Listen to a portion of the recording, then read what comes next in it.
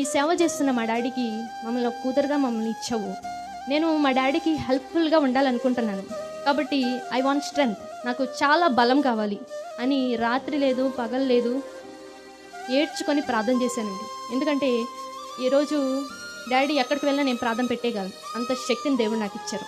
ఎందుకంటే ఎంత ప్రార్థన చేసుకున్నానంటే, యవనస్తులు ఎక్కువగా ఏం చేస్తామంటే 9 అయిందంటే చాలామంది పడుకుంటారు అన కదండి. అమ్మో 9 అయిపోయింది, ఒకవేళ విత్ సెల్ ఉంటే అది 1 అయిందో 2 అయిందో ఎవరు చూసుకోకుండా ఉంటారు. కానీ నేను చేసుకున్న ప్రార్థన ఏంటంటే, ప్రభువా మా డాడీకి నన్ను ఒక కూతురుగా ఇచ్చావు, నేను మా డాడీకి హెల్ప్ఫుల్గా ఉండాలనుకుంటున్నాను.